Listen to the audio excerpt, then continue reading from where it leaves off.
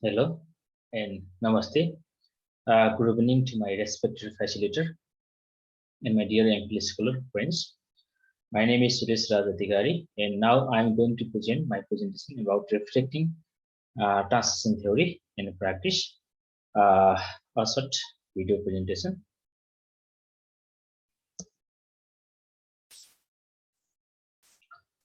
Okay, here is my outline of the presentation. I have divided my presentation into six subtopics. The first subtopic is about the perception change of translation after taking the course, or what I used to think about translation before taking the course of translation. I want to give a short glimpse picture what I could not understand before I started my MPhil second semester about 2 months ago. Then I little bit focus on what I know about translation after taking the course and its theoretical tools during the course of learning. We did some workshop in our virtual regular classes. Obviously, uh, there are so many challenges that I faced during my learning years.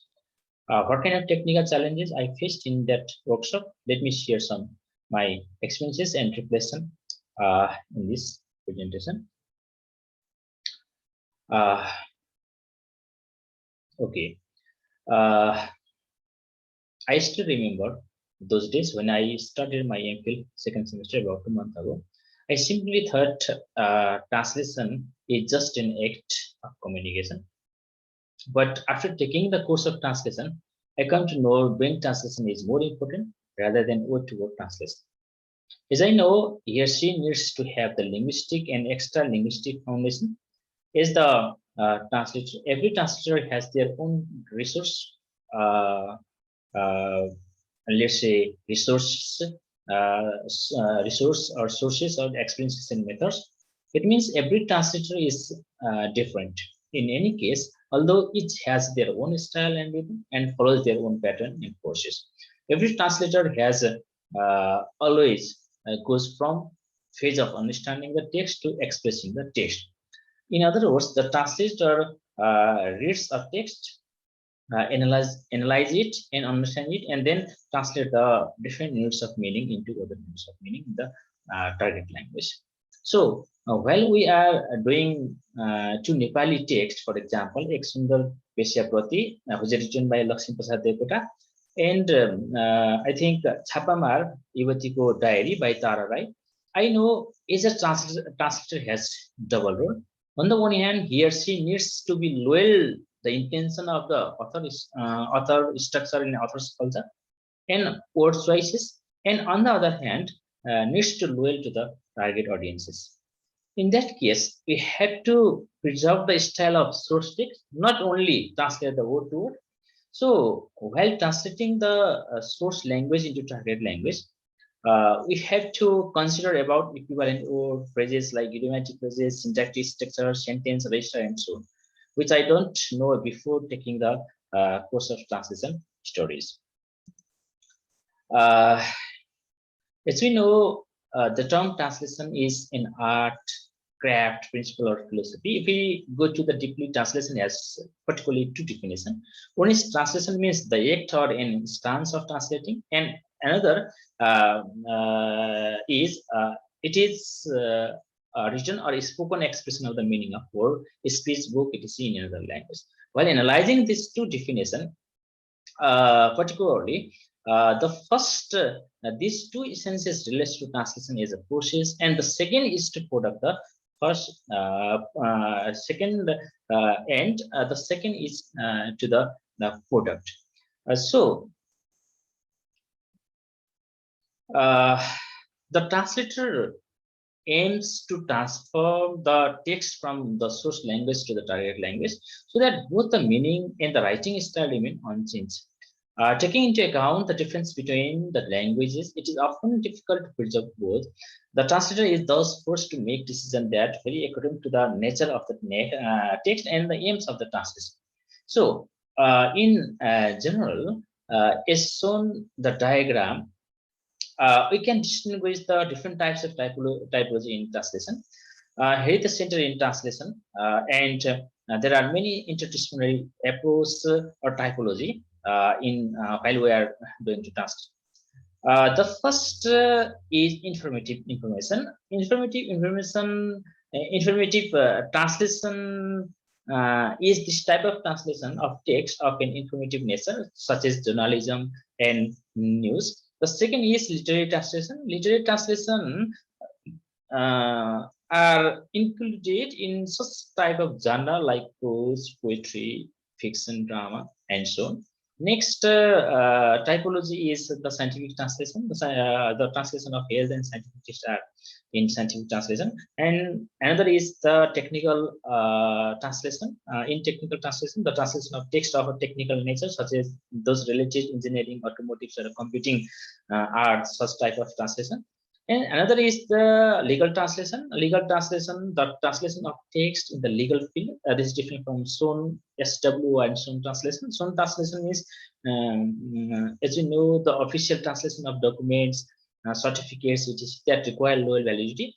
And the last translation is about the financial or economic translation, and the translation of text about financial economic are such type of translation. So therefore, it is essential to understand what type of translation we are dealing with.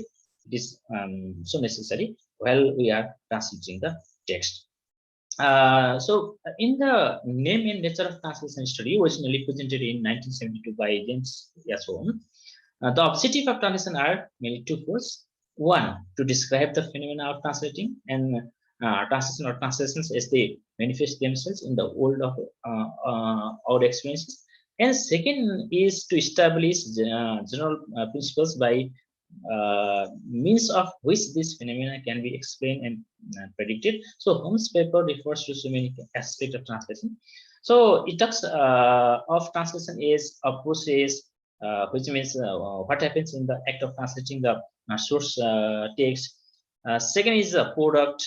It is a kind of analysis of the target text, and the last is the function. Function means how the text, how the target text operates in a particular context. So while we analyze the Jacobson on linguistic aspect of translation, which was published in 1959, he makes a very important distinction between three types of written translation. One, interlingual translation, which means the translation within the same language, which can involve rewording or paraphrasing. Second, interlingual translation, translation from one language to another language. Third, intersemitic translation, translation of the verbal sign by the non-verbal sign. For example, music and images are such type of such type of translation or semitic translation. But the concept of, for example, the word cheese means to understand a kind of food of fresh course, but in Russian it denotes the cottage cheese or green cheese. So there are chain of signifiers, but there is no signifier according to Jacobson. In translation, there are differ in meaning, form, register. We have to beware about this text while we are translating the text.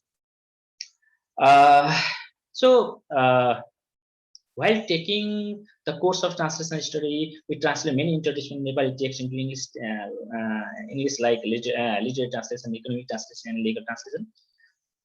It is clear that a technical manual will leave less room for the translator's personal interpretation than a literary text. The art of translation includes not just language, but also a wide range of cultural and intellectual aspects that form part of daily life of the people who speak that language, and let's say have it as a mother tongue. So we get many advantages from this kind of collaborative learning. While translating this text, we know about the translator has to transform not just the lexical and syntactic aspect. In fact, a group of words, even even if we well constructed at the syntactic level, is not enough. It is hard to understand and lacks there something that all good translators have to confirm on the text. It could be said that translation means saying almost the same thing. So learning the theoretical tools, workshop, and peer translation make us be confident and encourage in today's translation trends. I think so. While translating the source text into target language, there are many challenges which I face. The first challenge is interpreting the meaning of the source text. Interpreting meaning can have very different results, since one meaning can have several interpretations, especially in literary text rather than non-literary text. This makes us reflect on how we, let's say, can translate something exactly from one language to another. Given that one sentence or a few words can be interpreted in different ways, there are words in another language that do not have a universal equivalent in our own word or a whole sentence in needed to translate them. Sometimes simple sentence can be used, but sometimes they are too complicated and introduce fairly subjective feelings. So language is, in fact, a reflection of how people in a different culture understand the world around them. In conclusion, so I come to conclude that personally, I prefer when I had to translate the text, there are many two stages. The first stage is analytical stage, and the second stage is research stage. First, I highlight the terms, sentence, expression, and read the whole text, which help to understand the background of the text. Then I begin to research the term, particularly if it is something unfamiliar or technical.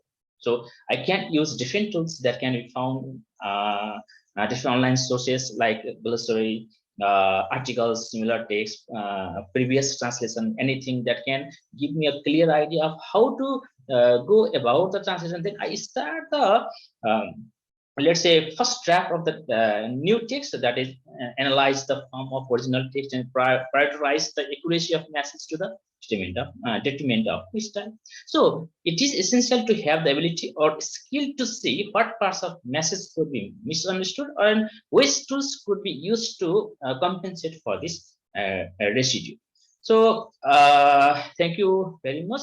Well, this is my personal perception of what I gained after taking the course of translation. Thank you.